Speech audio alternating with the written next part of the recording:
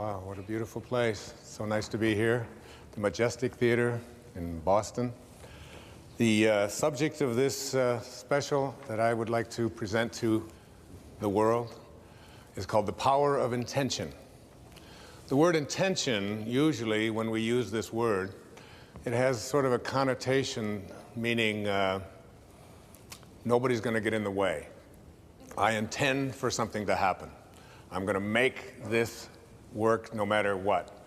Regardless of whatever opposition I encounter, I intend to make it happen. It's like being a pit bull who's got a hold of a tire. Have you ever seen that? And they're just not going to let go. I'm going to have this pit bull attitude that I'm going to make something happen. That's what intention is. I'd like to offer here to you something that may change the way you look at things completely in terms of this idea of intention. Rather than thinking of intention as something that you are going to do, because the implication behind that is that this is the ego. This is the ego at work, and the part of me that says, I am going to make it happen. I've come to a place in my life now at the age of 63 where I finally realized that I don't write the books, that there's an energy that is working through me, whether you call it source or God or spirit. It doesn't make any difference what you call it. But this energy that is working builds all the bridges and writes all the books and delivers all the speeches. When I was standing back there waiting for the introduction to come out and to begin this program, the words were running through my mind from something I read years ago in A Course in Miracles. It said, if you knew who walked beside you at all times on this path that you have chosen, you could never experience fear or doubt again. If you had this knowing that there was a source, that there was something that was available to you that is responsible for all of it.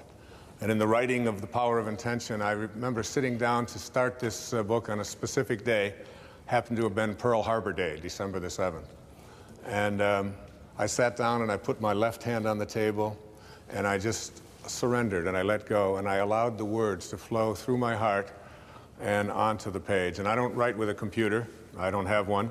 Can't afford it. I have 8 children and they all need one for some reason. And I don't have, all of the fancy kinds of, I don't even have a typewriter. I just allow the words to come through me onto the page. And as I was sitting there and allowing this to happen, I began to realize that there was something greater going on here. And as the days went by and as I wrote each day, getting up early in the morning, and I did this years and years ago when I first started speaking. I used to speak with notes and have everything all very carefully written out and so on. And there came a time when I could no longer do that. I just had to speak from my heart, which is exactly what I'm doing here with you today in this program.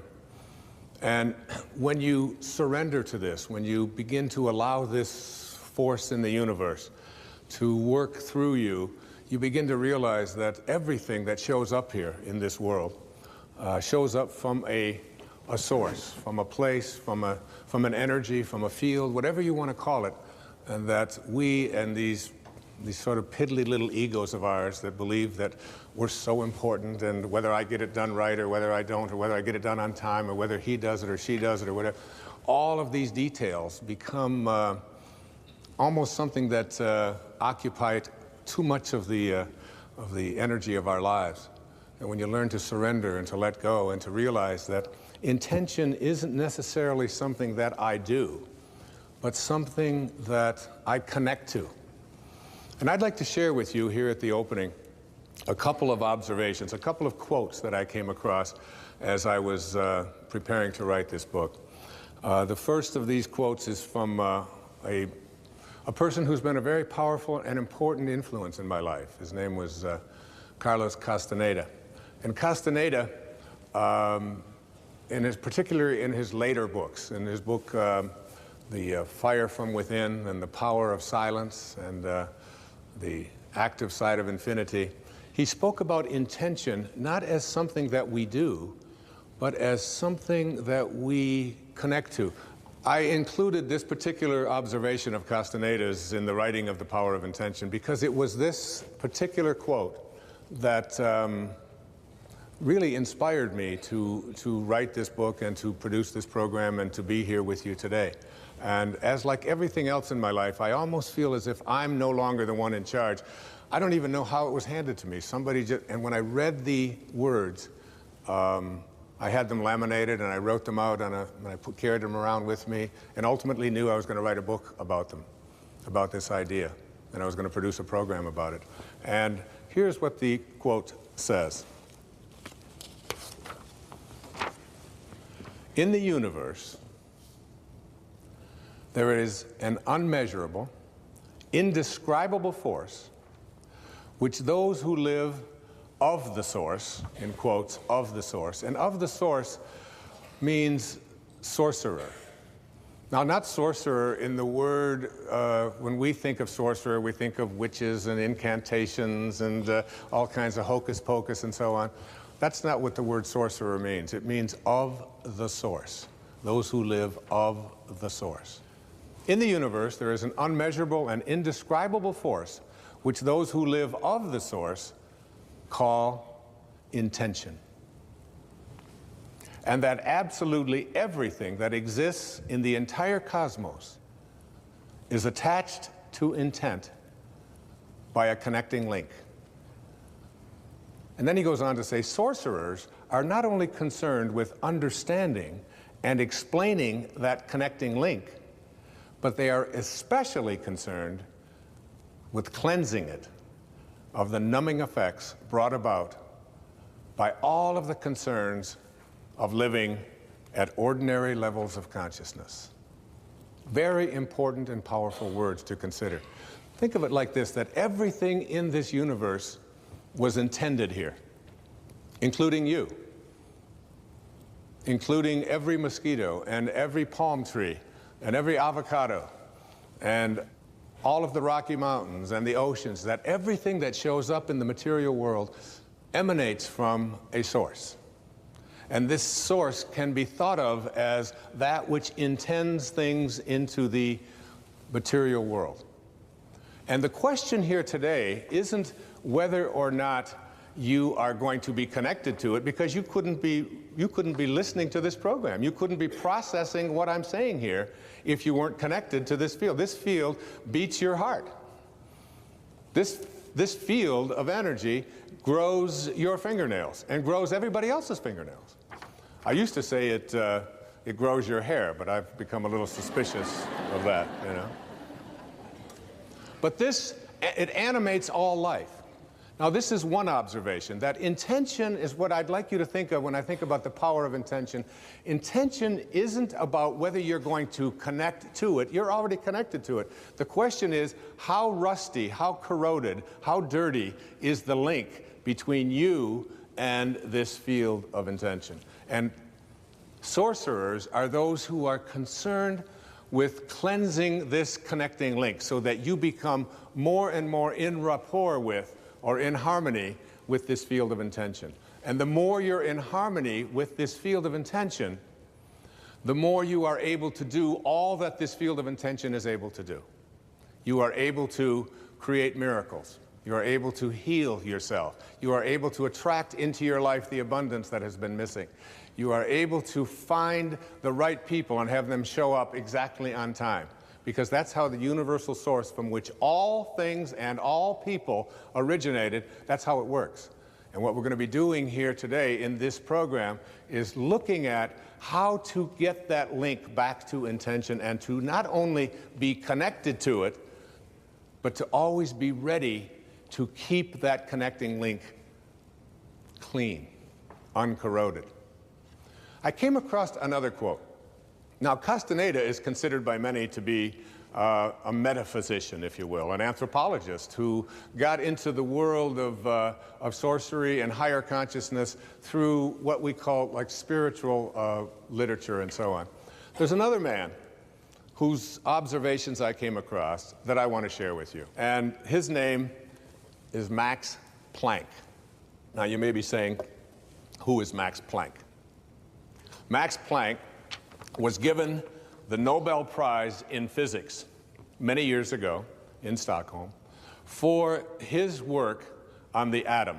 He, along with Einstein, was considered to be one of the greatest scientific minds on the planet. Now, these are the people who need hardcore data.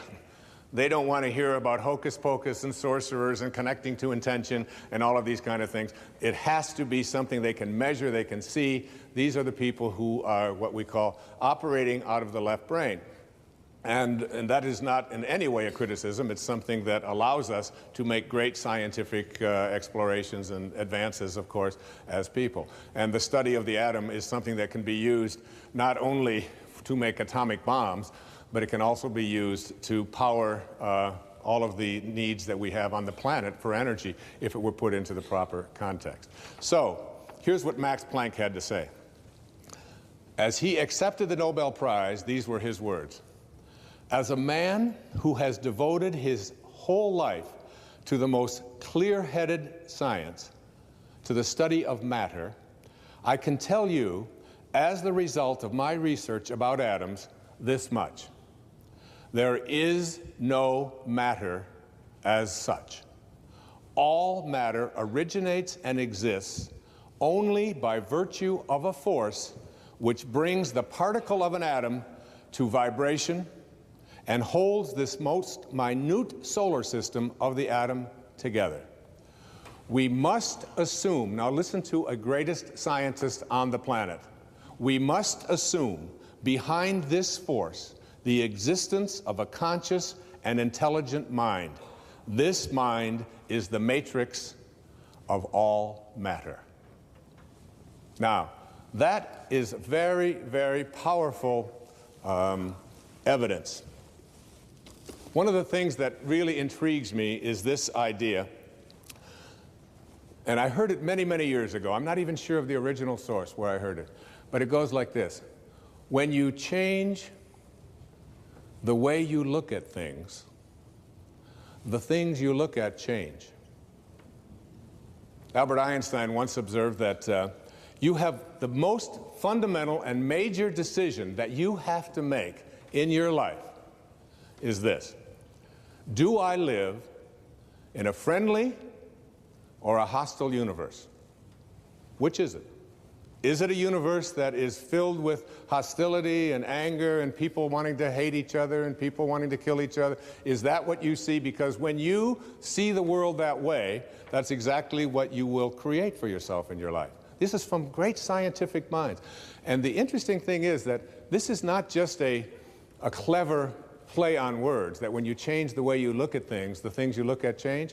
It's actually a very scientific thing, and I'm going to show you that in just a moment.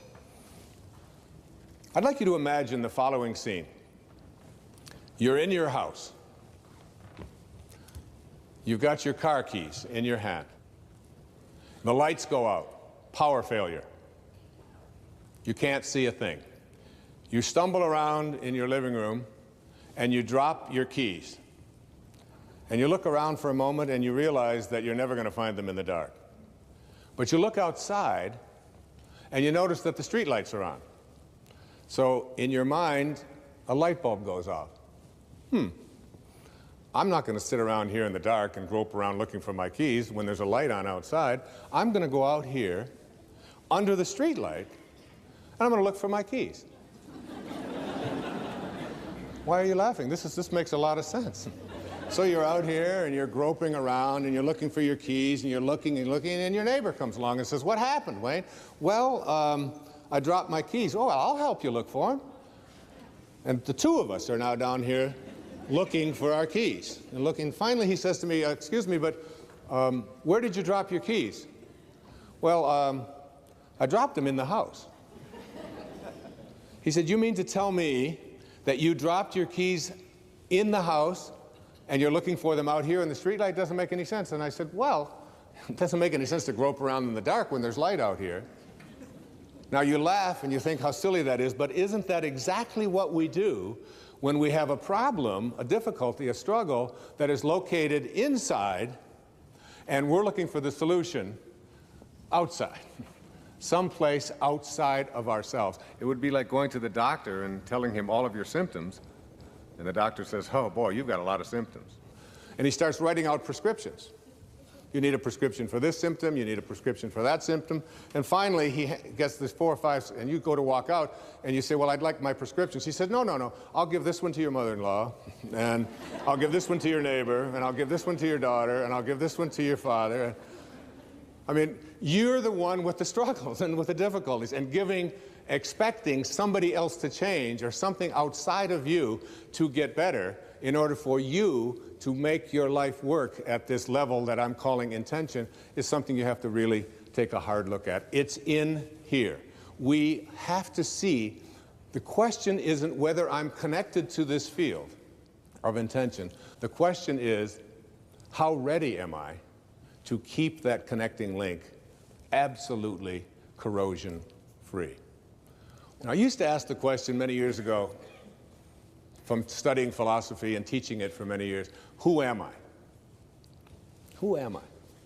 I'm pretty much at peace with that now. I really think that who I am is a piece of the divine source, disguised as an author and a father and a writer and someone who delivers these kinds of talks and so on. It's all a disguise. I remember when someone asked Mother Teresa, what do you do every day in the streets of Calcutta? She had a wonderful, profound answer. She said, every day I see Jesus Christ in all of his distressing disguises. I see the unfolding of Source, the unfolding of God, the unfolding of Spirit in all that I encounter. And I see it in myself as well. And I see that and know that. That's not the question that bugged me the most. The one that puzzled me the most is, where did I come from? Where did I come from? You ever ask yourself that question? I used to ponder that. I could remember I lived in a series of foster homes for a while when I was a young boy, until I was about 9. And I lay out in Mount Clemens, Michigan, I would lay out on the grass, and I would look up, and I'd see these endless stars. There was an apple orchard out there. And I could just lie there on my back, and I'd just look up, and I'd say, where did I come from? Where did I come from?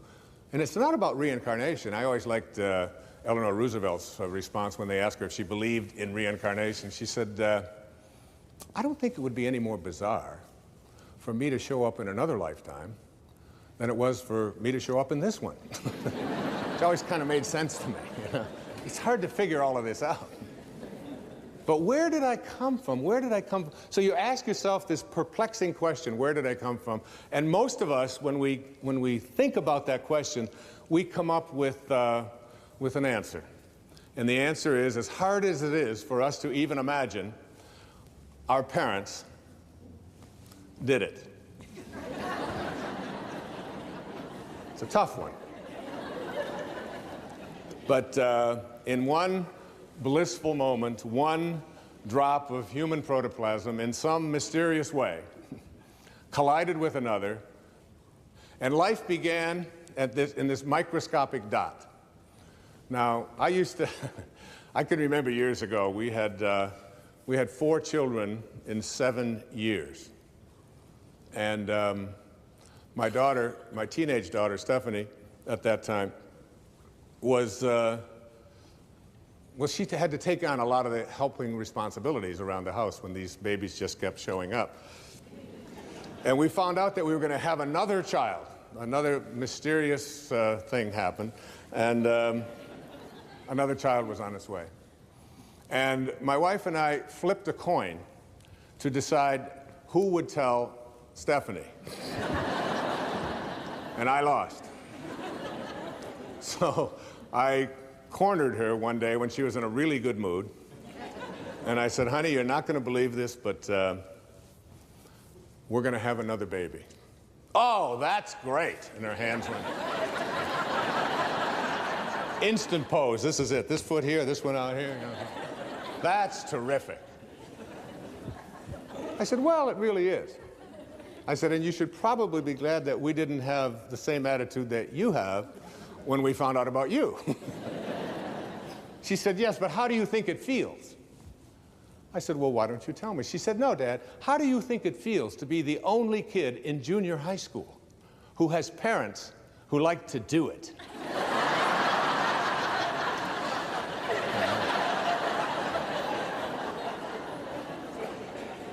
And I said, Steph, I know this is going to be hard for you to accept, but Grandma and Grandpa do it. That is just sick. That's all I do. Off doing, just storming out of there. Huh? So when we think about where we come from, that sort of is the place that we get to in our hearts. But just go back to that moment for a second and understand that, remember what I said earlier, when you change the way you look at things, the things you look at change. Just keep that idea in mind. Because if you go back to the time of your absolute beginning into the material world, you know that there was a microscopic dot. And this microscopic dot included everything that you needed for this physical journey. And you can't even see it with a microscope. It's just too mysterious and too mystical to even contemplate, isn't it? That something as tiny as you could get 1,000,000 of them on the head of a pin, contains everything that you needed for this physical journey. Everything. Your birth was in there. The shape of your eye is in there. Your height is in there. The color of your skin is in there. I hold a hair up on the pillow and I say, and I've had this experience several million times, what held it in yesterday? You know. And you must ask that question, like, what held them up yesterday, don't you? Or why was it black yesterday and it's gray today? Where did that one come from, or whatever? And all of these changes are in this microscopic dot. So what I'd like to do just for a few seconds here is to go back to take the microscopic dot that is your beginnings, in which there's a future pole that is created, every face and every body and everything in here, and everyone out there watching today, in that one instant, miraculous moment, everything that you needed for this physical journey was in there. Too hard to comprehend, you just accept it. So now we take the dot, and we look at the dot and we say, let's find the origin of the dot that began me. And you put it under a microscope, and you turn up the magnification, and what you see as you turn up this magnification is you see molecules. And inside of those molecules are mostly particles, and these particles are all flitting about, and there's mostly just empty spaces in there. And you take one of these particles out, and we call them atoms. And you put this atom, looking for your source, looking for where you began, and you put it under another atomic microscope, turn up the magnification even stronger, and what do you discover as you turn up the magnification? You discover that it's just more empty spaces and more particles with new names. Protons, electrons, neutrons, croutons, whatever you want to call them, right? We memorized them in junior high school, right? So you take one of these electrons, and you're just looking for your source. Where did I come from? You turn up the magnification on this electron microscope, and what do you see? More spaces and more particles, all flitting about, a dance, this huge dance. And you take one of those and you turn up the magnification, and what you have are new particles with new names called quarks. We're now looking at quantum physics, the study of the behavior of matter at the tiniest, tiniest, tiniest levels. And we're just looking for our source. So finally we take one of those quarks, and these quarks are really weird. My friend Deepak Chopra has often said to me, Wayne, he said, quantum physics is not only stranger than you think it is, it's stranger than you can think. Because you take a tiny little subatomic particle and observe it, and the fact is that the nature of your observing changes what you're observing. If you look at it in a certain way, it becomes one thing. If you turn away, it becomes something else. It's truly a scientific fact that when you change the way you look at things, the things you look at change. And now you take this tiny little subatomic particle, and you take it and you put it in a particle accelerator, and you rev up the speed of these things and collide them at 250,000 miles per hour. You collide them, you open up the particle accelerator looking for your source, and guess what's in there? Nothing. No thing. that the dot that began you originated from a field of energy that has no boundaries, no beginnings, no ends. It's infinite. It's an infinite potential. And the question that I have for you is, if you can get this, that you didn't begin with that particle, because particles themselves do not create more particles. St. Paul put it this way in the New Testament: that which is seen hath not come from that which doth appear. They talked a little strange in those days, all right? What that means is that everything that we see in the material world doesn't originate in the material world. It's the spirit that gives life. The flesh counts for nothing. If the shape of your eye can be in an energy field that has no boundaries, no form, no materialness to it, why not the shape of your life? Why not everything that you are destined to become? Why can't that be a part of this energy field as well? That you showed up here from a field that I call intention. And that beautiful globe that is here to my left, to your right, is what I am going to call, for the rest of this program, I am going to call this the source from which we all originated. That every particle that shows up on this planet, and that's what Max Planck said, and that's what Carlos Castaneda said, and that's what every metaphysician said, that's what all of the great spiritual teachings on this planet say, that our source is spirit. It is something other than the physical. And if you had a set of magical binoculars, and you could look at that field, what I'm going to describe in this program is what that field would look like.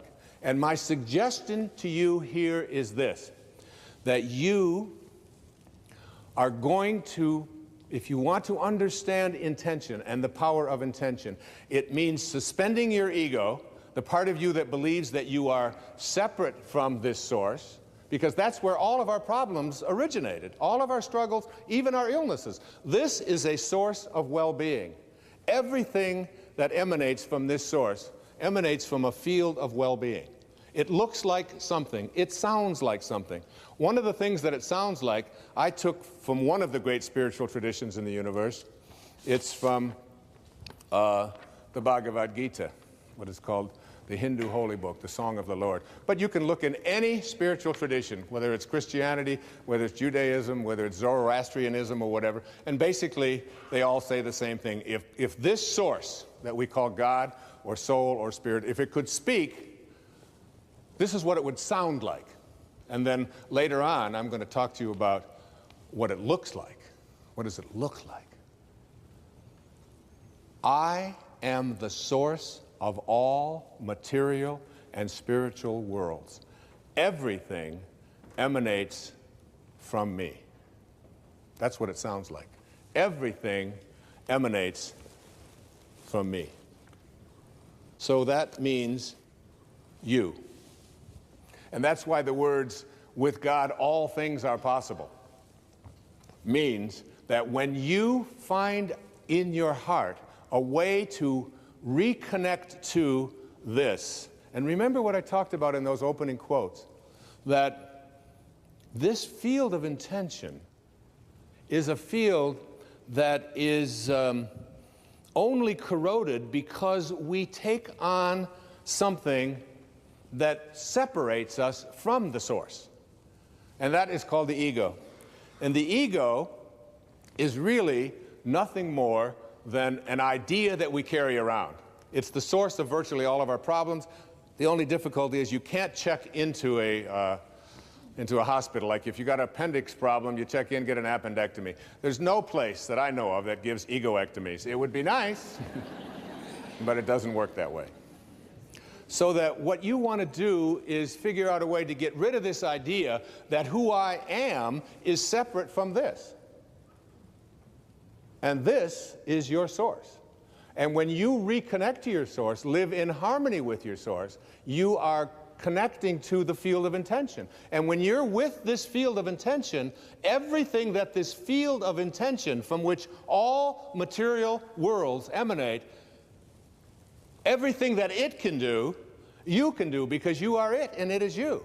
The problems that we have is we've come to a place where we believe that we are separate from it. And so we start to believe that I am what I do. And I am what I have. And I am separate from everybody else. And I am my reputation. And I'm separate from what is missing in my life. But this field from which all things originate, if it's everywhere, it's got to be in you. And if it's everywhere and it has to be in you, it has to also be in everything that you perceive to be missing from your life. It has to be in that too, because there's no place that it's not. And if there's no place that it's not, you literally are already connected to everything that you would like to attract into your life. What keeps you from doing it is your belief that you're separate from your source. We want to reconnect to this source. People ask me the question, what about a free will? If I was intended here, and the shape of my life was intended here from this source, where does that leave me with a free will? Well, where it leaves you with a free will is this. You have a free will to decide whether or not you are going to connect or not connect to that source. That's your free will. If you make a choice, a conscious choice, to stay disconnected from it and believe that you are all of these things that I just illustrated in the ego, this field of intention doesn't know anything about non-well-being. It creates from a source of well-being. It doesn't know anything about fear, about anxiety, about worry. It just is in a constant state of creating. There's a quotation that goes like this: self-realization, which is really reconnecting to your source. Self-realization means that we have been consciously connected with our source of being. We are reconnected to this source, which I'm going to describe in detail in this program, what I believe the faces of intention look like. Once we have made this connection, then absolutely nothing can go wrong. That's from Swami Paramananda. Nothing can go wrong when you reconnect to source. All of our struggles, all of our illnesses, all of the scarcities in our life, all of the problems we have in our relationships, all of this stuff came about because we disconnected ourselves from a field of intention that is nothing but just well-being at work. It only wants you to be in a state of happiness.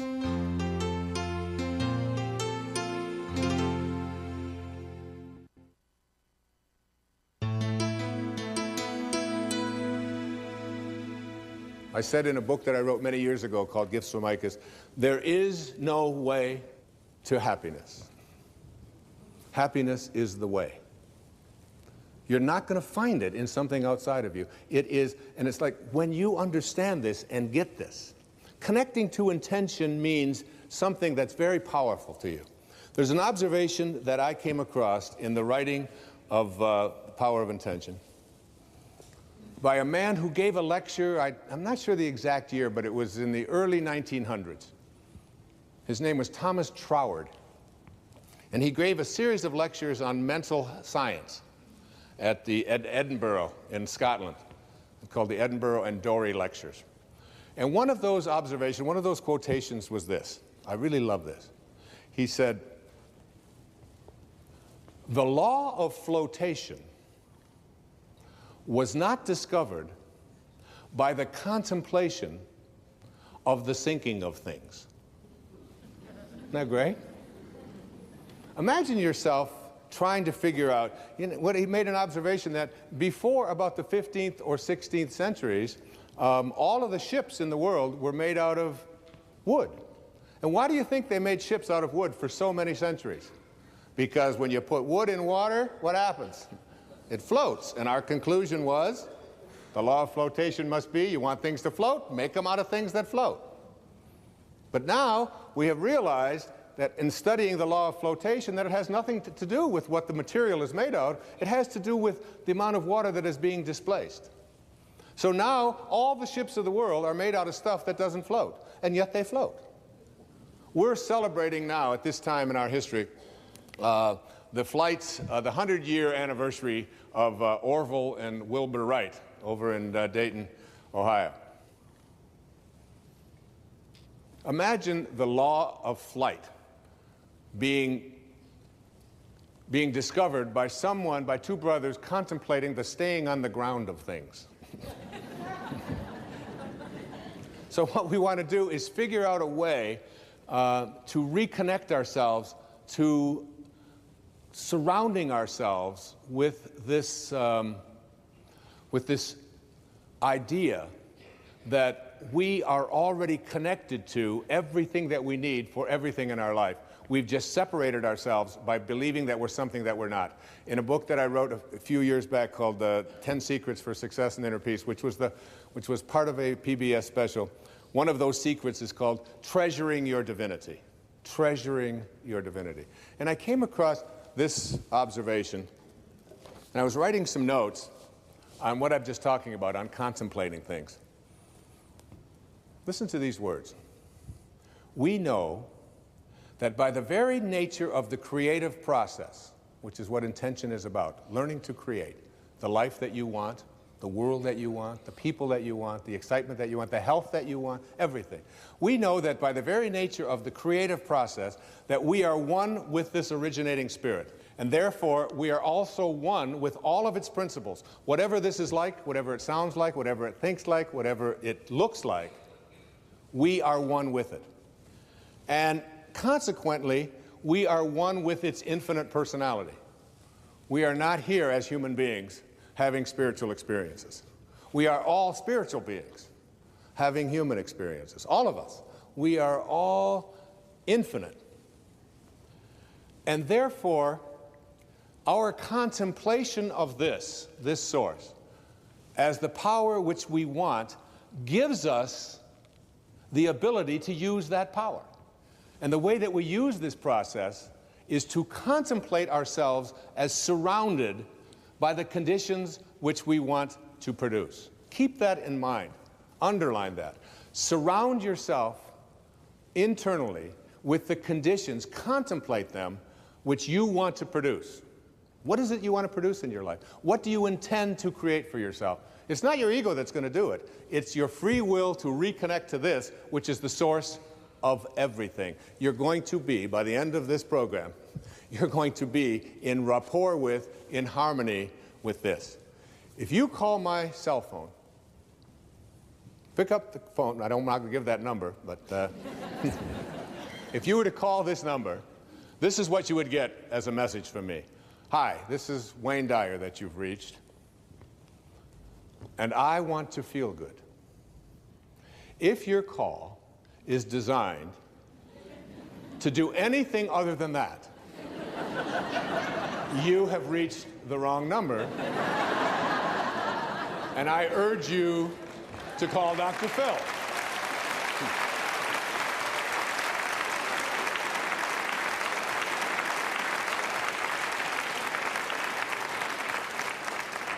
But feeling good is perhaps the most important thing that I can talk to you about here in cleaning up this link. If you open up the Torah, this ancient spiritual text, the Old Testament, and go to the very opening lines, Genesis 1:1, it says, what? In the beginning, God created heaven and earth. Pretty simple. God is infinite. Out of this source came all the material worlds. And then if you read down 31 lines later, it says, and all that God created was good. So good and God are synonymous, aren't they? Good and God, just an O, just one extra O. So that when you say, I want to feel good, as you'll see as this program unfolds, you're really saying, in a way, I want to feel God. I want to feel whatever this beautiful source of all, this divine mind, this source of all things, I want to feel what it feels. Now you might say to yourself, yeah, it's easy to say I want to feel good, but how can I feel good when so much around me is bad? How can I feel good if my sister-in-law has cancer? And how can I feel good if I know that over on the other side of this planet there are people who are starving to death? And how can I feel good if there are people who are poor and I have money, and there are people who are starving? And how can I feel good when my children act in the way that they act? Or how can I feel good? And I suggest to you that when you say, I want to feel good, what you're saying is, I want to feel God. I want to feel this. I want to connect here. And I want to offer this to you as a very important and powerful piece of advice that came to me years ago. You cannot get sick enough to heal one person on this planet. And you cannot get poor enough to make one person wealthy on this planet. And you cannot get confused enough to unconfuse one person on this planet. No amount of your feeling bad, when you say feeling bad, what you do is you lose your connection to Source. And when you lose your connection to Source, what happens is you create something called resistance. I can't do this. It's not possible. I don't deserve it. It's just not something that I can do. And when you create this kind of resistance, you have emotions. And these emotions become sadness, fear, worry, anxiety. And what I'd like to offer you is a way for you to use these emotions that you are experiencing at any time in your life and use them as a system, as a barometer, as a guidance system to say to yourself, what kinds of thoughts am I having that are keeping me from being in rapport with this field of intention? And at any moment that you're not feeling good, you are attracting exactly the opposite of what it is that you would like to attract into your life. You are using this as a way to keep yourself from feeling God or feeling good. If you are listening to the news, and the news is filled with all of the reasons why you should be depressed, and it's not an accident that then they are sponsored by all of the reasons why you should take these narcotics or these pills or whatever it is in order to get over. So here's some depression, and wait a minute, we'll be right back. Here's a way out of it, okay? I saw a commercial the other day. I don't even know what it was for. Some guy gets up in the morning, and he's going out to get clams. And he's going out clamming in the morning, and he's successful at getting the clams. He walks off, and he's got his clams. And I think, and then they say, call your doctor to see if you need some of this clam-finding miracle drug. There's a drug out there that'll help you find clams if this happens to be one of your problems. All right? And there's something out there, and now we're being told to call our doctors. Do I need the orange pill, the green pill, the purple pill? Do I need this one? I saw so-and-so reading it, and she was skating on the ice, and I want to skate on the ice and do it. And it's like it's an endless progression of this. It's one of the reasons that I put so much of my energy into public television. Because when I watch the evening news, when I watch Jim Lehrer on the evening news on PBS, which is the only news that I watch, I don't get bombarded with all of the reasons why. And I also get sort of either side of this thing. I don't just get a one-sided view of it. And it's like it's an energy system. I'd like to say to you here that my idea about connecting to intention has certain obstacles to getting there. And I just want to very briefly go through what those obstacles are and then move into what it is that you need to do to understand what this field looks like and what you can do to stay connected to it. Keeping in mind these words, I want to feel good. I know my beautiful daughter, who will be singing in a little while, Sky, she was working on a music project. And she had come to me and she said, she was going to school at the University of Miami. And she said, Dad, would you mind if I dropped out of school?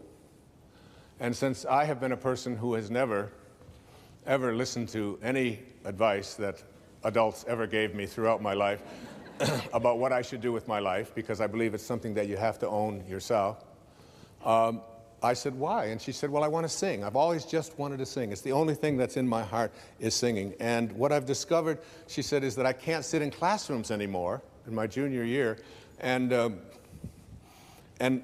be told how to sing by people who are not singing. And she said, I also don't want to study theory any longer. I want to sing. I just feel it in my heart. I said, that's great. I said, I'd like to take you with me when I talk all over the country, all over the world. And I'd like you to sing for me because I'm always so proud to have her on stage with me, as you'll see why shortly. And I said to her, I said, honey, but what you got to do is perhaps put together a project, perhaps put together a CD, get some way that you can come out and sing at the talks and include on this some of the music that is relevant to what I speak about. And she said, okay. And I was over on Maui and I was writing. And she called me, she said, Dad, the problem is that the musicians that I need to be able to do this are not available. And you can't get them. And I said, Sky, you've got to contemplate yourself as surrounded by the conditions which you wish to produce. Don't think about the musicians as not being available. Contemplate yourself surrounded by the musicians, and you'll see that when you reconnect to this source will provide. It always does. It's an unfailing system. It's fail-safe. She said, all right, Dad the dork, you know. She called me back the next day. She said, you're not going to believe this, Dad. I did what you said last night, and all the musicians are available. I just can't believe it. She said, they called the ones that I wanted, especially they had a cancellation on something.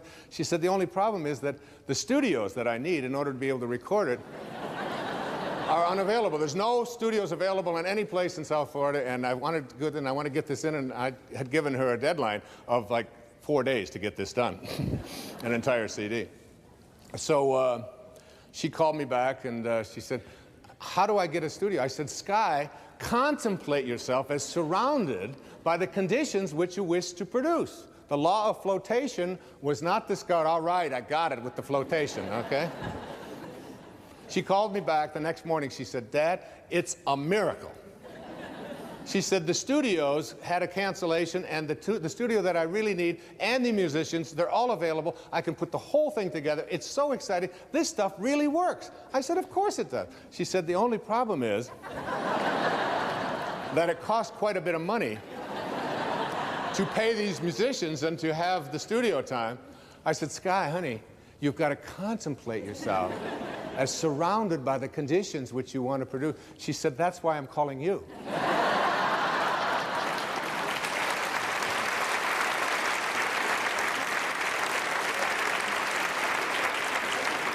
And I said, but honey, I want to feel good. She said, maybe you should call Dr. Phil. She said, and this will make you feel good because you will be contemplating yourself as surrounded by a daughter who is so... She used it all right back on me. And she did it, and she got it done, and she was able to produce it.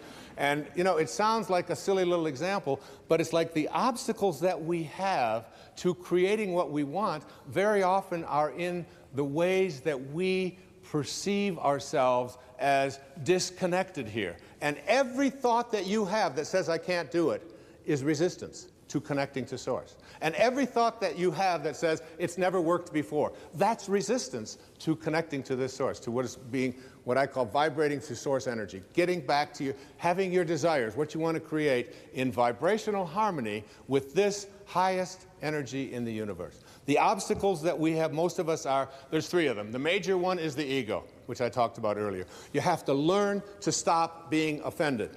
There are people out there who are going through life looking for occasions to be offended, and you very seldom will find yourself disappointed. And if you don't like the way somebody's dressed, that's a way to be offended. If you don't like the language that they use, one of the things I do is I run in hallways when I'm traveling on the road, because I like to do my running every day, but I don't like to, if it's very cold or very hot, I don't like to have to carry a lot. So I just carry a pair of shorts, and I run up and down the hallway like this. I run here, and I run up and down, and I get an hour of running out there in the hallways of hotels. Now, there are people behind the doors very often who don't anticipate a sweaty man running on the hallway. And there are times when the doors will open and I'll be running and I'll hear someone walk by. What is that guy doing? What's wrong with him? Doesn't he know that there's a track? This isn't the place. And he's using my experience out here as a reason to be offended. And he's still on the way down. He's yelling at his wife about the fact that I shouldn't be there. Oftentimes goes home, kicks the cat, whatever it is, because... But one day I was running, and there's a different view of it as well. It's very interesting. Because I was running in the hallway one time, and the door opened, and a woman had to be 92, 93 years old. It was in Little Rock, Arkansas. And she opened up the door, and I was running right past her. She had a little walker. She said, "Young man, I immediately loved this lady. All right? She said, "What the hell are you doing?" I said, "Well, ma'am," I said, and I stopped. I was running in place. I said, "I just like to get my heart rate going up there. It's really good. And I didn't want to go outside because it's very hot out there today." She said, "You got that much energy this time of the morning to be out there running?" I said, "Yes, ma'am." She said, "Why don't you come on into this room with me for a little while?" Now, there's a woman who had a great sense of humor. With the same, she wasn't looking for an occasion to be offended. How many times do you find yourself doing that? Or stopping yourself from feeling superior, or from needing to be right, or from needing to win, or from needing more, or to achieve, or to be concerned with your reputation. All of these have nothing to do with source energy. All of that has to do with this identity that you've taken on that says, I am, all of these accomplishments are what I do. That's one. The second of these obstacles is what I call the energy of your life. Everything in the universe has energy. Everything. That's why I promote a book so powerfully called Power versus Force by David Hawkins, a medical doctor out in Sedona, Arizona, where he talks about the thoughts that we have and how you can use kinesthesiology. You can just use muscle tests to determine whether something works or doesn't work for you, and whether it's strong or not. And every thought that you have, and he has compartmentalized all of these different thoughts. And it's like he even suggested that the music that we listen to has energy in it. The photographs that we have hanging in our home, the prayers that we have, and the television shows that we watch. There is very low energy out there. The average child in America has already seen 12,000 murders, simulated murders, in his living room on cable and commercial television before his 14th birthday. Imagine, imagine. 12,000 simulated murders. You never see that on public television. That's why I'm here doing this for public television. Because it's a place where you are not allowed to send that kind of energy out. So my son, I was over on Maui, and we were there for the summer, and all of a sudden I hear this crazy music playing throughout the whole place. And it's some kind of gangster thing and wanting to kill people and loud swearing and all of this. I said, "Sands, what is this? What are you listening to?" He said, "Dad, it's really cool, man. This is rap. This is really, it's like, 16, I said, "Go get the CD." And this is something that I read in Power versus Force. He said, "What do you mean?" I said, "Go get the CD." Now, he's a big, strong, 16-year-old strapping kid, 6 foot tall, very muscular, a lot of testosterone. And so he brings the CD in, and he said, "What do you want me to do with this?" I said, "Well, set it on the table and take that banana." And I had some bananas there. I said, "Take that organic banana, place it next to your heart, put your arm out, and what I'd like you to do is resist me as hard as you can with that banana next to your heart." And he did, and I put 2 fingers on, I couldn't budge his arm. I said, "Now take that CD and put that next to your heart." He took the CD with the energy in it. As hard as this is to imagine for yourself, you can try this in your own work. And he held that next to him, and he became powerless to my 2 fingers pushing down on his arm. The energy weakened him. The energy of the foods that we eat, the shows that we watch, the people that we surround ourselves with. Even the thing, most of you know that I'm a camel. And a camel is an animal that starts out every morning on his knees, and he goes to bed every night on his knees. And he can go 24 hours without a drink. And that's something that I do every day. I go 24 hours without a drink. And it isn't because I labeled myself as an alcoholic or anything like that. I was told by a very powerful and important teacher that if you want to reach the levels that I would like you to be able to understand, where you can literally do a somersault into the inconceivable and see yourself as capable of attracting and healing and being able to create abundance, if you want to be able to be all that you can be, he said, you've got to stop putting substances into your body that are deteriorating the body and deleterious to the health of your body. And he said, alcohol just happens to be one of those things. So I don't take a particular moral position on it. I did it because I didn't want that energy into my life. So look at the energy of your life, the places that you accumulate, the friends that you have, the people that find fault with what you're doing.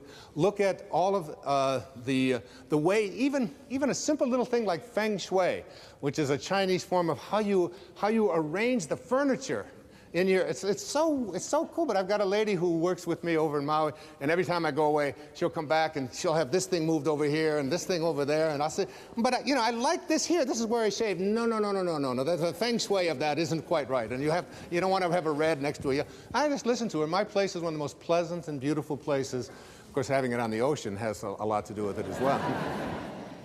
But I believe that energy is in everything. Change the energy of your life and reconnect to the energy of spirit. Spiritual energy is healing energy. Spiritual energy, as you'll see, is the energy of abundance.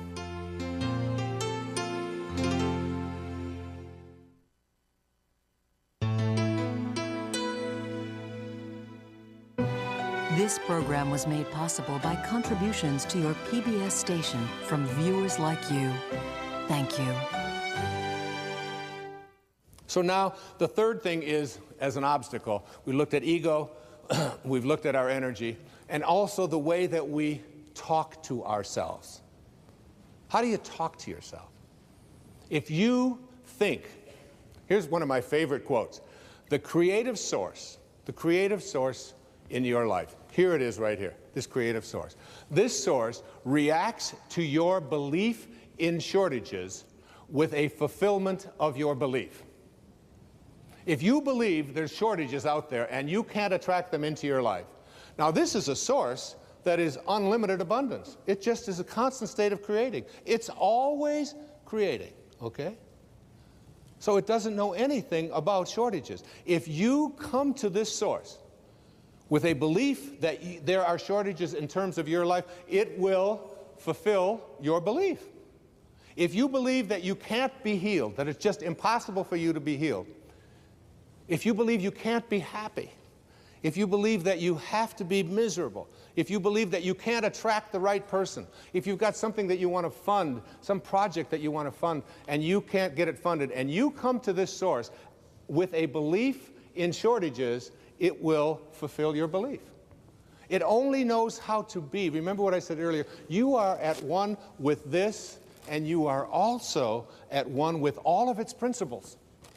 And you have to contemplate yourself as connected to, in harmony with, in rapport with this. It's like there's a game that's been on television for years. It's called the match game. And this match game is it's a fun little game to watch because you get people who you really think know each other, and they say something and they try to match it up. You want to get into a match game yourself. And the match game you want to be into is one in which you match up with this source. You're going to always try to be matched up with that.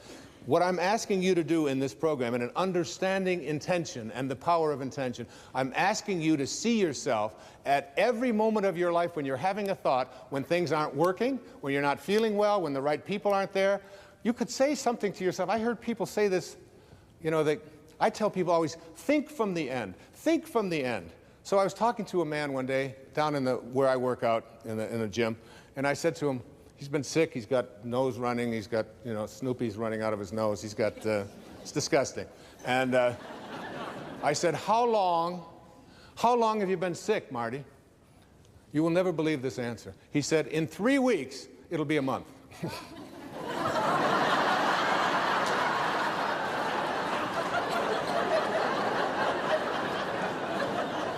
What kind of thinking is that? I was changing plane in Dallas one time, and there was about 8 minutes to go before I had to make a connection, and the woman next to me, she said, I said, I'd really appreciate if I could just step in front of you because I'm going to make my connection. She said, you're going to have to change trains and get to another terminal. She said, there's no way that you can make your connection. She's still in Dallas. I think from the end. I see myself as already connected to that which I want to attract into my life. And if it doesn't work out for some reason, I don't use blame, I don't get anger, I just simply say to myself, this is the way it is supposed to be. And I'm at peace with it. I choose to be at peace because this is peace. You want to watch the resistance. What kind of self-talk do we have? If you think about what is missing in your life, and you talk to other people about what is missing in your life, and you share a lot with what's missing in your life. I'm missing the right person. My soulmate has never showed up, you know. I'm missing the money. I don't have the money. And you talk about all the things that are missing in your life. Here's your connection to Source. Remember, you're always connected. The question is, are you ready to stop living at ordinary levels of consciousness? Are you willing to live at a spiritual level of consciousness in which you are in rapport with that which provides everything? So if you're thinking about what's missing and you go to this universal source asking to have fixed what is missing in your life, you'll have your belief in what's missing continue to be refocused for you. In the Old Testament it says, as a man thinketh, so is he. If you think about what is missing, don't be surprised if you keep attracting what's missing into your life. If you think about what always has been, then don't be surprised if what always has been is what keeps showing up in your life. Because thoughts are energy. And the thought of it's always been this way and there's nothing I can do, resistance. What emotion am I feeling? Frustration. I want to change that. What is my guidance system? I'm going to see how in harmony am I with this energy of Source, with the energy of intention. How in harmony with it am I? The source of all doesn't know anything about things being missing. There's nothing missing in this universal source. And you emanated from that. You are a piece of that. If you're always thinking about what they want for you, and there's no shortage of them, they're called relatives. I'm going to write a book someday that's going to be called Your Friends Are God's Way of Apologizing for Your Relatives.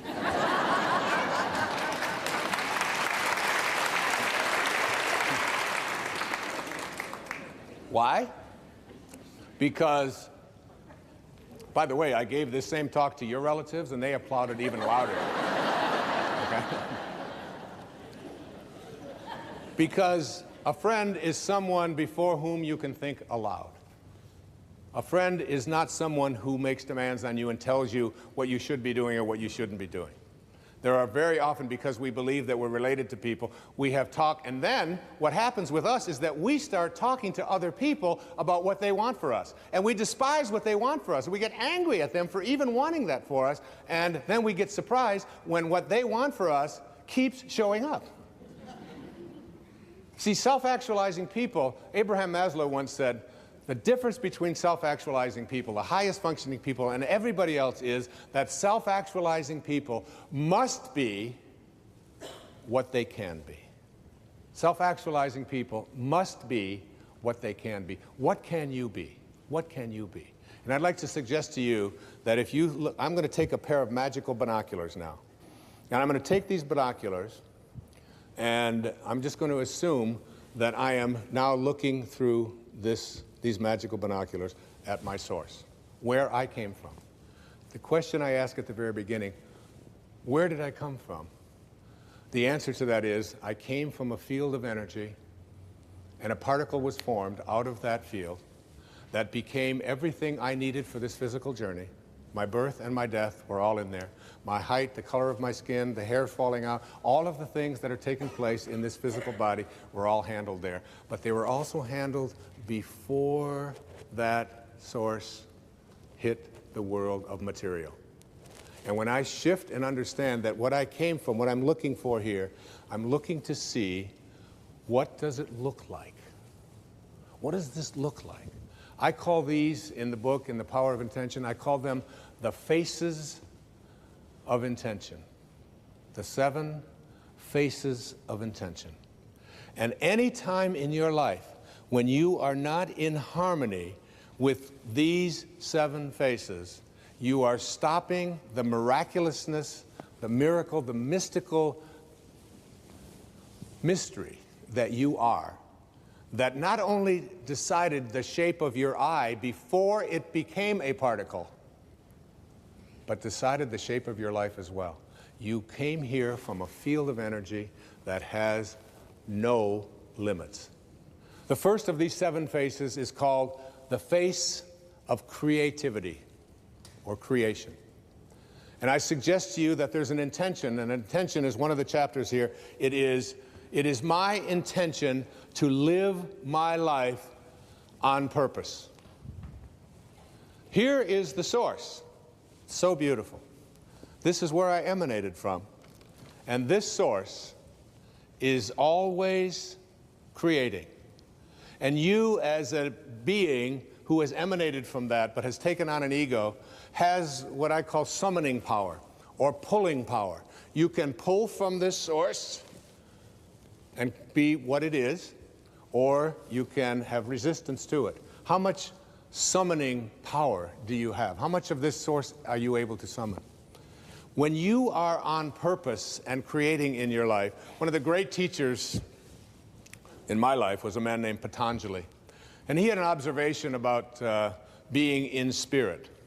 The word in spirit creates a word called inspire. And Patanjali put it this way. He said, when you are inspired in spirit, when you are inspired by some great purpose, some extraordinary project, all of your thoughts break their bonds. Your mind transcends limitations. Your consciousness expands in every direction, and you find yourself in a new and a great and a wonderful world. And then he said something so powerful. He said, dormant forces, like forces that you didn't think were accessible to you, dormant forces, faculties, and talents come alive. And you discover yourself to be a greater person by far than you ever dreamed yourself to be. Those words bring tears to my eyes. They're so powerful. When you are inspired, when you are in spirit. When you're in spirit, you are creating. When you are creating, everything is working. My teacher in India one time, Nisargadatta Maharaj, said, when he was asked the question, there's wars going on in Pakistan, there's people having difficulties here, there's people dying, there's starvation. How can you say that I can heal myself, and how can you be at peace when you see all of this going around? And you know what he said to his devotee? He said, in my world, nothing ever goes wrong. What a powerful idea that is. You can't get sick enough to heal those people who are sick around you. You can't get poor enough to take care of the lack of abundance in so many people's life. The only thing you can do to help that, as I'll be talking about a little later, is to connect to this. You know, when I was 19 years old, I joined the Navy right after high school in 1958. And I was going overseas to connect to my ship after having gone to school. And I was standing at the dock boarding a ship called the USS Vega, which is a refrigerator ship, which was taking me across the Pacific Ocean in 29 days to meet the USS Ranger, an aircraft carrier, at that time the largest ship in the world, and I was assigned to it. And it was docked in a place called Yokosuka, Japan. And I took a boat, this refrigerator boat, over to Sasebo in southern Japan, got on a train, 19 years old, and was going to catch my boat 29 days later. 19-year-old kid. And as I got on the boat, never having been on such an adventure before, my Uncle Bill, who was a school teacher in Hayward, California, one of my heroes, one of the reasons why I'm here today is because of my Uncle Bill Volek, he handed me a book. And it was a collection of short stories by a man named Leo Tolstoy. He said to me, as he handed it to me, he said, read The Death of Ivan Ilyich by Leo Tolstoy. And The Death of Ivan Ilyich is a story of a man very quickly who was a judge in Moscow. And he went back and forth every day to work, and he hated his work, and he hated his life, and he hated his wife. And he hated everything about what he was doing, and yet he still pursued it. And he got to the end of his life, and he was lying on his deathbed, and he looked up at his wife, who was holding his hands, and he looked into her eyes. And I was 19 when I read this, and it still gives me goose flesh. He said to her as he died, what if my whole life has been wrong?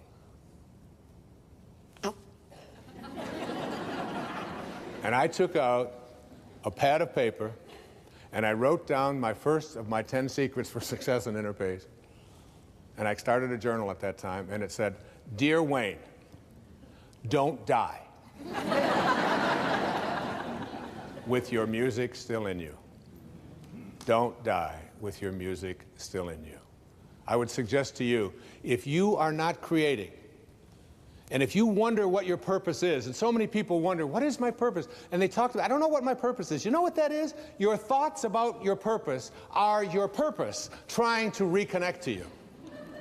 Like if you want to quit smoking, And people say, oh, it's such a hard thing to do. Well, of course, that's resistance. And then, you know, who wants to do hard things when easy things like smoking are available?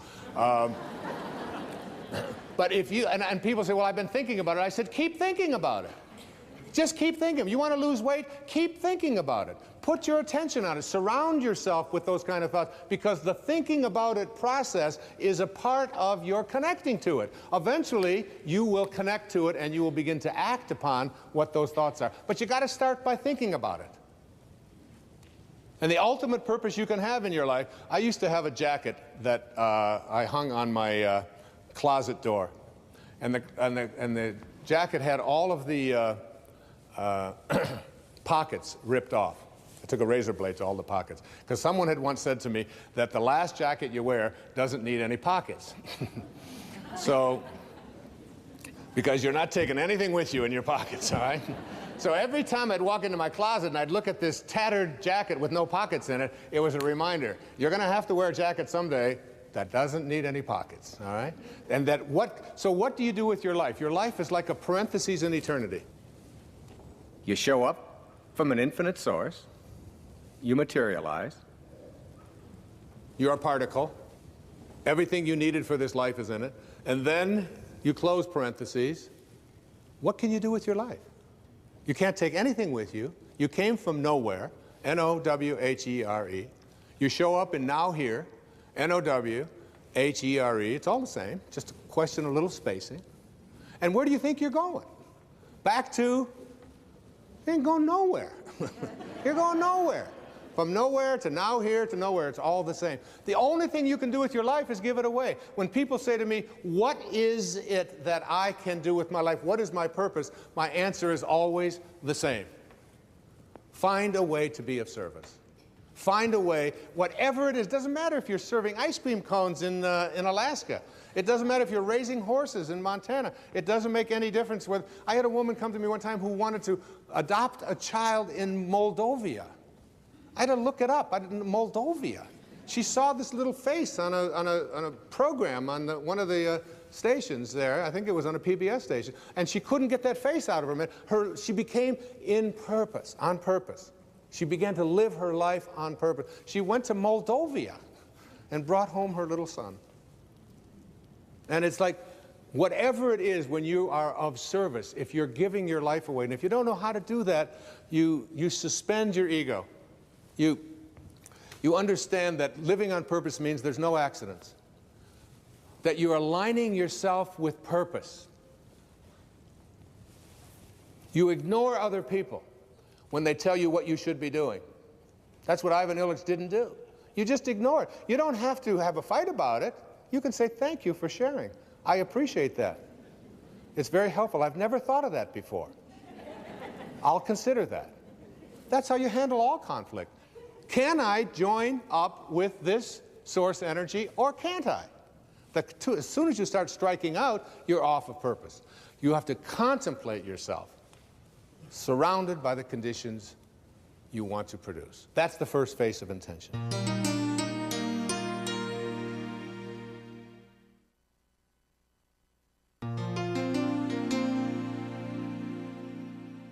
The second face of intention is one of my absolute favorites. I call it the face of kindness. It is my intention to be at peace with everyone in my life, including all of my relatives. That's my intention.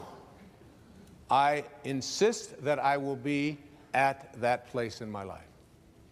And so how do you do that? You have to, again, look at the resistance, look at the thoughts, and suggest to yourself, I am going to be kindness.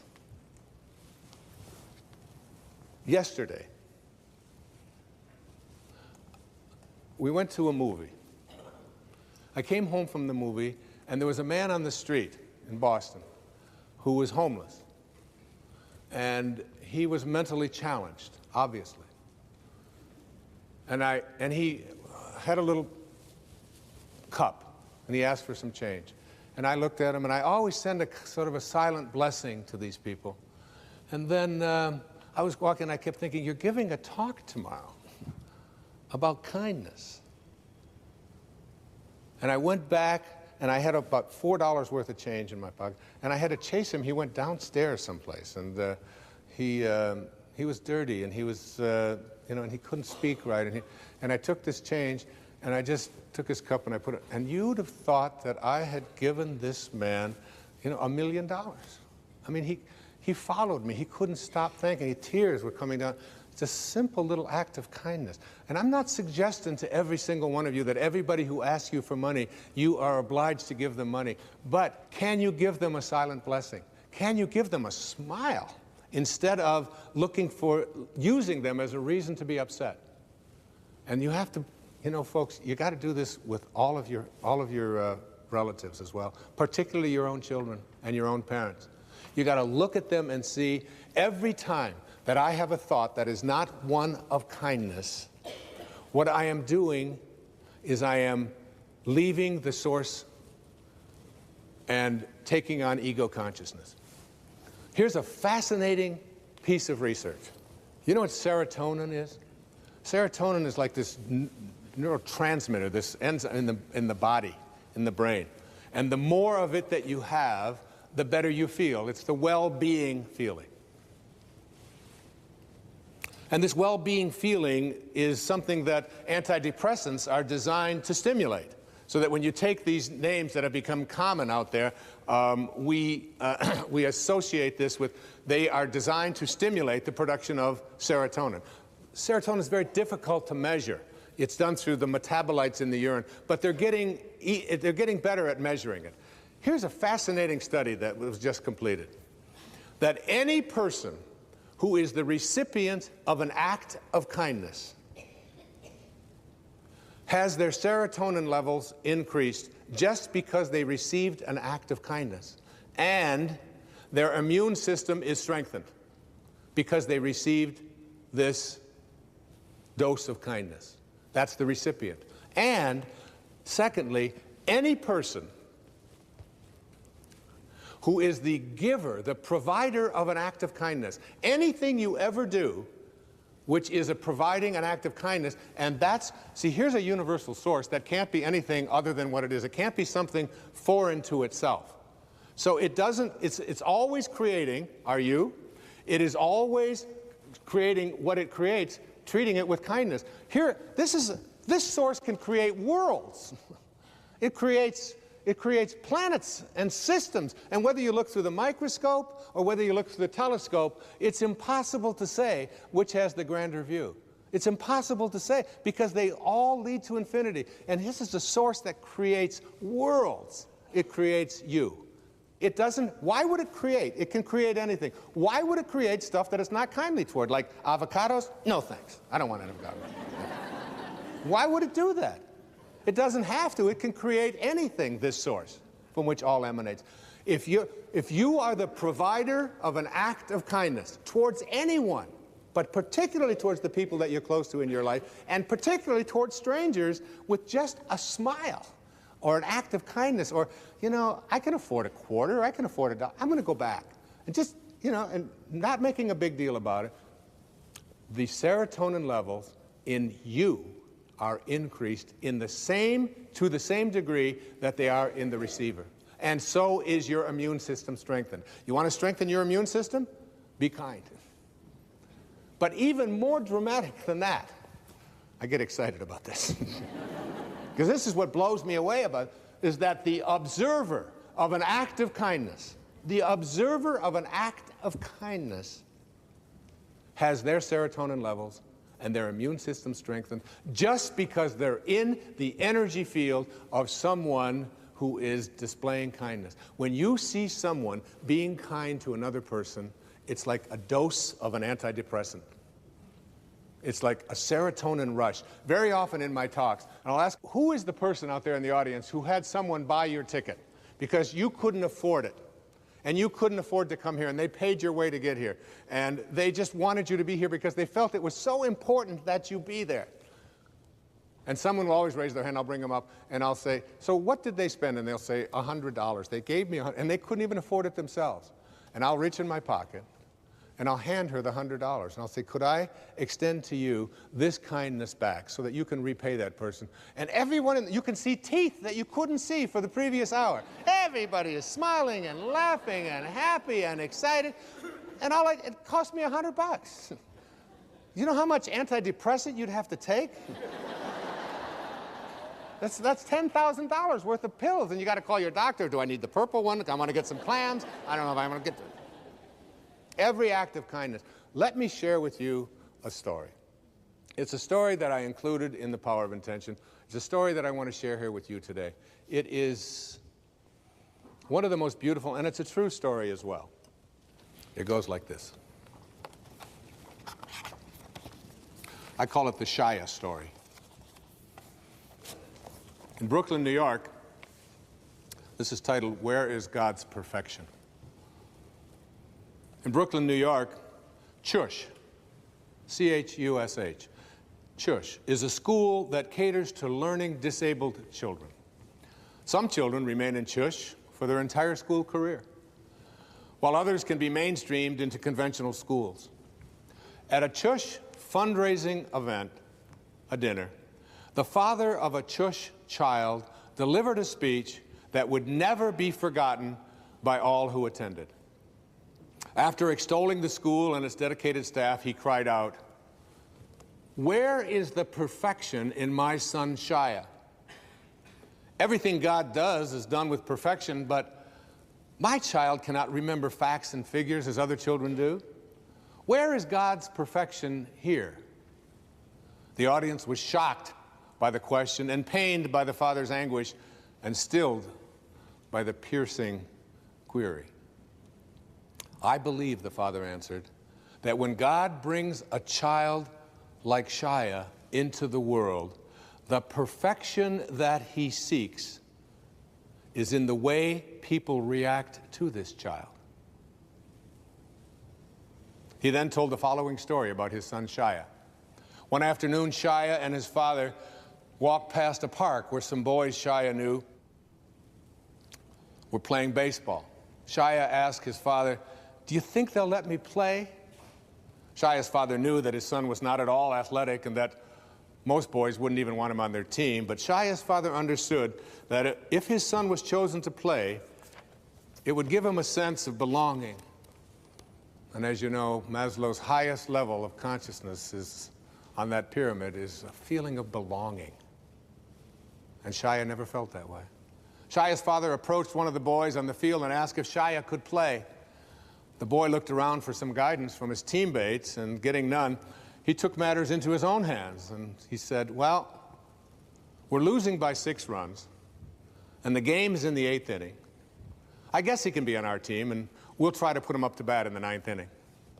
Shia's father was ecstatic as Shia smiled broadly. Shia was told to put on a glove and go out to play in center field. In the bottom of the 8th inning, Shia's team scored a few runs, but they were still behind by 3. In the bottom of the 9th inning, Shia's team scored again, and now with 2 outs and the bases loaded, Shia was scheduled to be up with the potential winning run on base. Would the team actually let Shia bat at this juncture of the game and give away their chance to win? Surprisingly, Shia was given the bat. Everyone knew that it was all but impossible because Shia didn't even know how to hold a bat, let alone hit with it. However, as Shia stepped up to the plate, the pitcher moved in a few steps so he could lob the ball in softly so that Shia would at least be able to make contact with the ball. The first pitch came in, Shia swung clumsily, and he missed. And then one of Shia's teammates came up out of the dugout, and together, he and Shia held the bat and faced the opposing pitcher, waiting for the next pitch, the two of them. The pitcher again took in a few more steps toward Shia so he could toss the ball even more softly.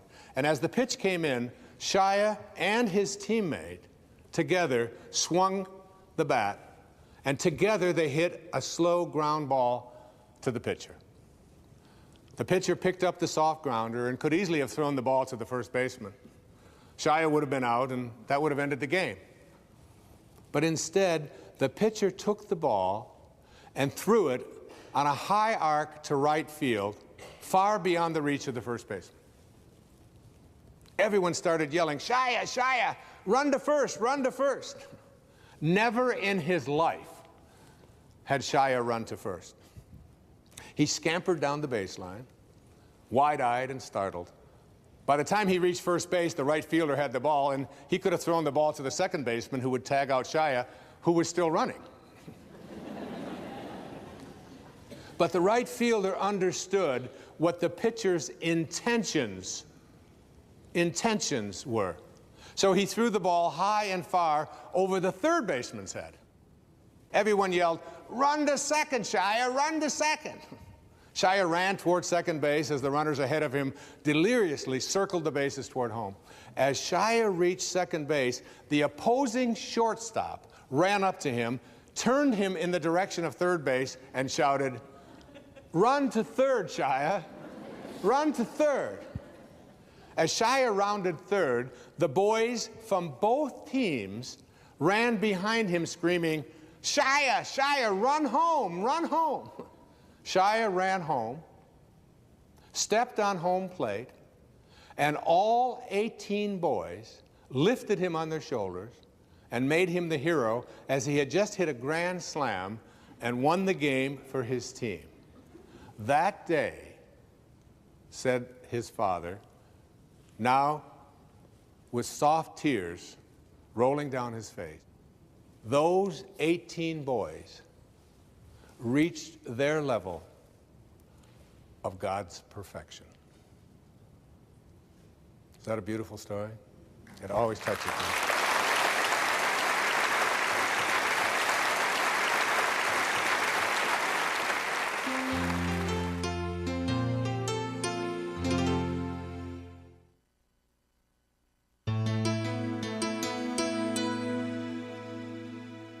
Creativity, kindness, the first two faces of intention. The third face of intention is called simply love. My friend Leo Buscaglia, you remember Leo? Leo, who wrote a book about love and who did many things for public television. 2 days before he died, he wrote me a beautiful letter, and he said, "Wayne, just keep doing what you're doing. You're on the right path." And he said, "The sun is always shining behind the clouds. Stay connected."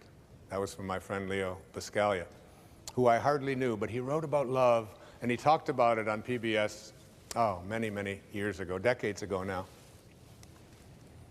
My intention, and I wrote a chapter on this, is called, "It is my intention to respect myself at all times." Your view of the world really depends upon how much you respect yourself. How much love do you have for yourself? When you trust in yourself, you're trusting in the same wisdom that created you. When you fail to trust in yourself, when you fail to love yourself, you are denying your own divinity, and therefore attracting the exact opposite of what this source is. This is a source of love. It is a source of great respect. It doesn't create anything that it doesn't have a loving feeling toward.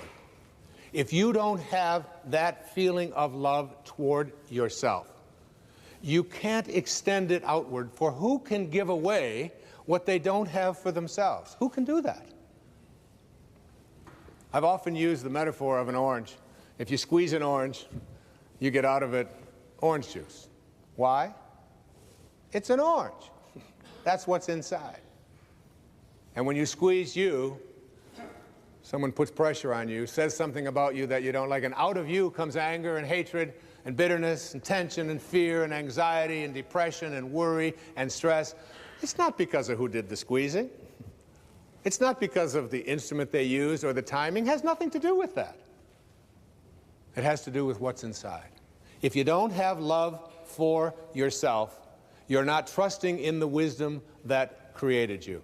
And the idea of being able to respect yourself at all times. How do you go about doing this? You spend your life in a state of cooperation rather than competition. You see yourself as someone who is love in action. It's one of the things that I have written on my return address when I write someone back. It says that it'll have my name and then the address, and above my name it says love in action. That's what you have to be, love in action. You suggest to yourself and you say these words to yourself: I am whole, I am perfect as I was created. I am whole and I am perfect as I was created. And I came from a source that not only determined the shape of my eye and the shape of my body and the color of my skin and my height, but I came from a source that had a great idea about who I should be as well. And you sense that. And that cannot be fulfilled, it cannot be actualized, it cannot be created if you are not in a state of love. Now, when are you not in a state of love? Whenever you judge another human being, you do not define them with your judgment. You define yourself as someone who needs to judge. If I call you stupid, that does not make you stupid. That makes me a person who has to put labels on other people. And as Søren Kierkegaard, the great Danish theologian, once said, once you label me, you negate me. Match game. Match game. Are my thoughts in harmony with that source from which I emanated? Because, folks, when they are, the right people will show up, and the right events will transpire. And everything that you need in what Carl Jung called synchronicity, that there is almost like what happens when you are in a state of love and not having resistance to that, there is like a collaboration with fate. So judging anybody else just says, I need to judge. It doesn't make them what they are. And all I can say to you, each and every one of you, about love and loving yourself is this: that true nobility is not about being better than anyone else. It's about being better than you used to be. It's about being better than you used to be. All I can say to you up here as I speak to you now at this age, that I'm not better than one person out there watching or one person here in this beautiful theater. But I know for certain that I'm better than I used to be in almost every, not in almost, in every single way that that can be measured. I know that. I know that as a human being, as a writer, as a father, as a grandfather, as whatever it is that I am in my life, I am better than I used to be. Be love.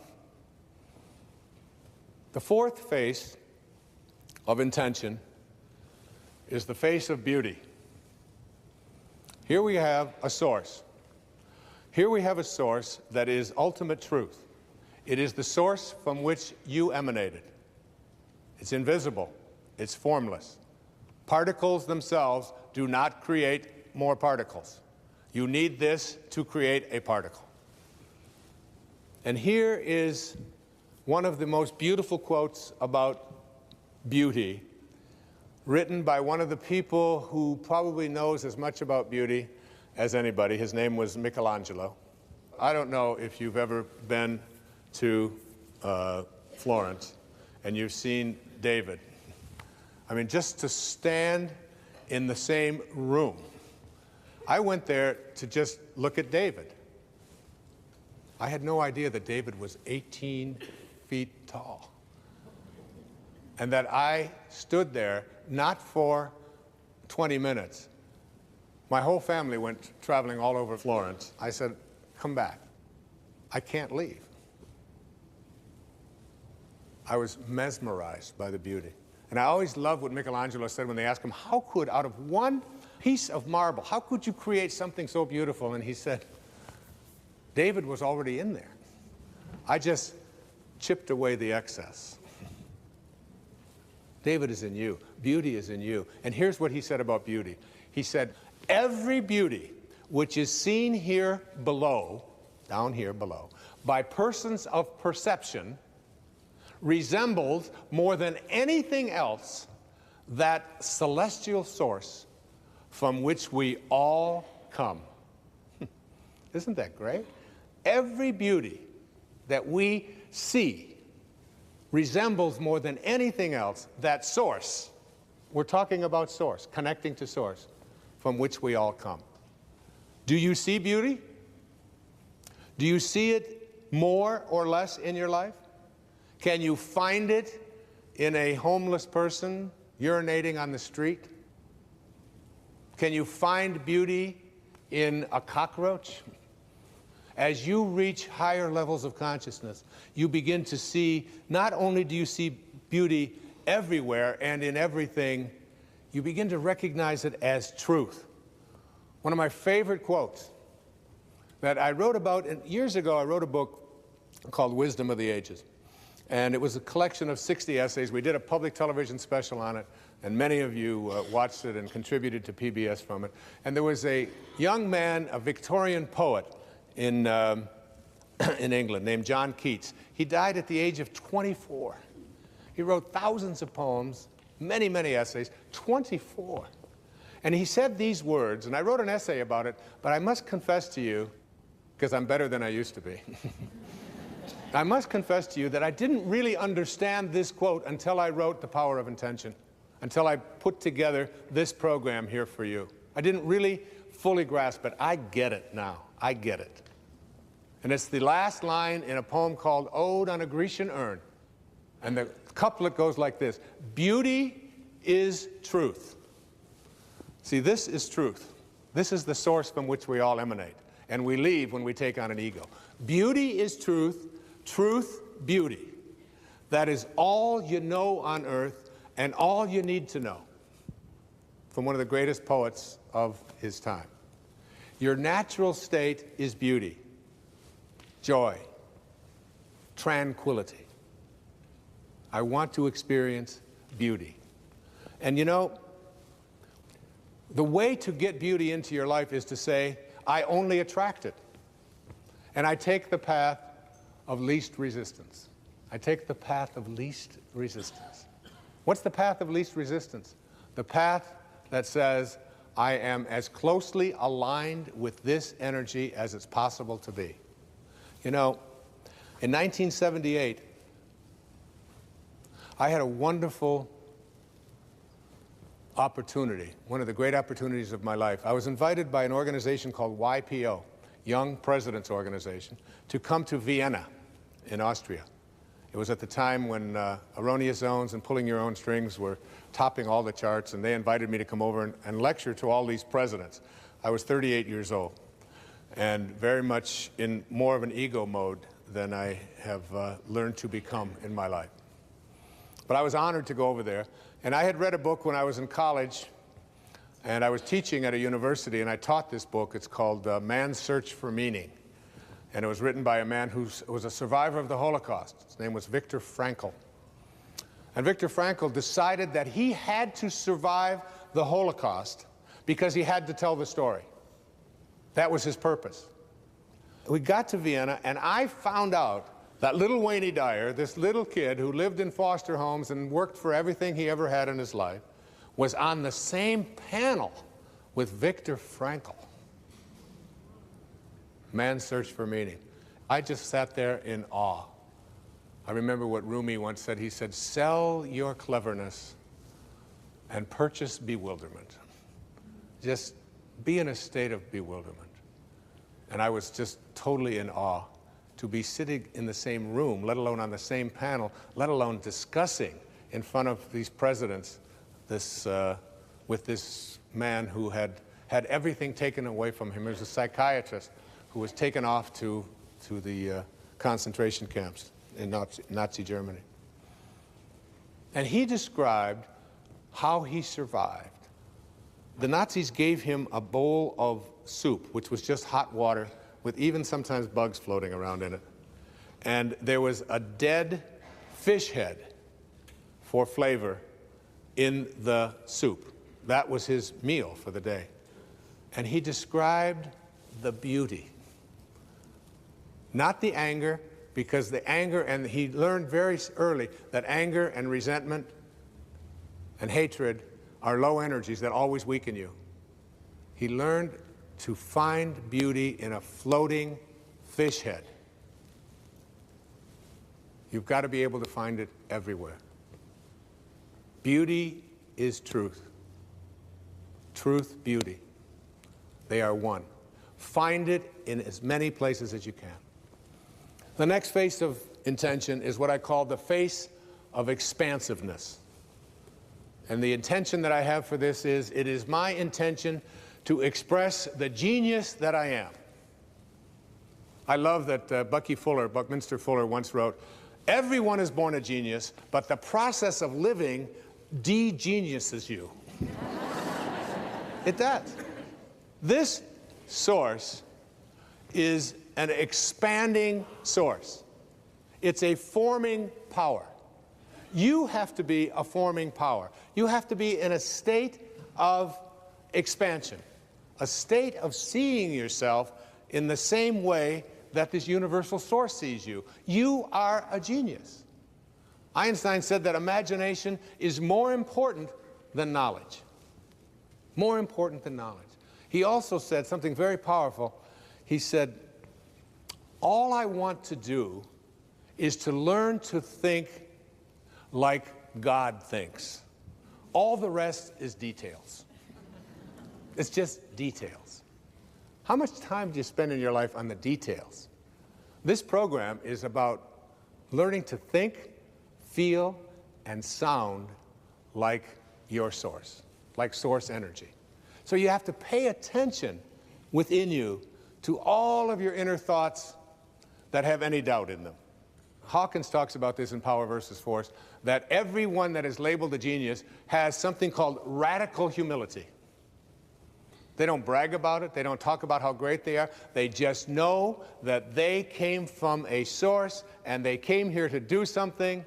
And to me, I mean, I have people that show up in my life who think that because I can get up in front of an audience or because I can sit down and write, that this makes me a genius. And, you know, folks, you know, if my car doesn't start, I open up the hood and I'm looking for on, off. Hoping to find a switch in there. That's just, because otherwise I am completely challenged when it comes to fixing things. And I want it that way.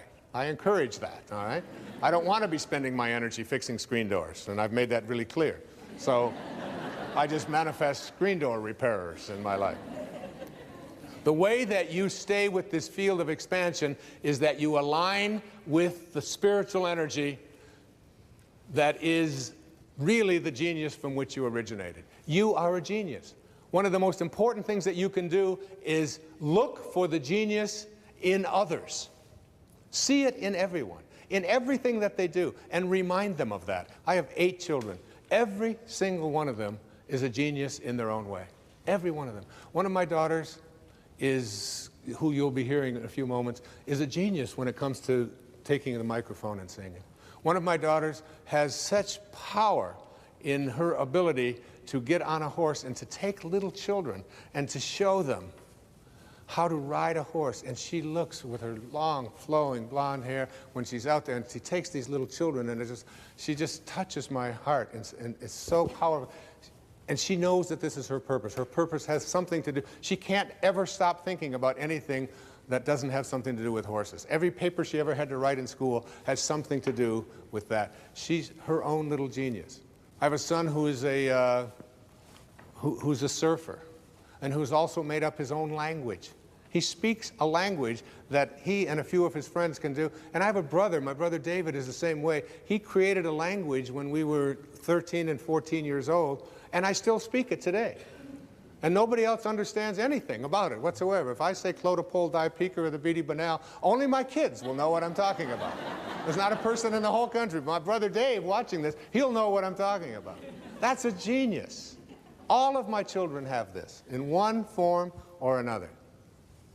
And each and every one of you have that as well. Don't let life de-genius you. You came from a source that creates perfection.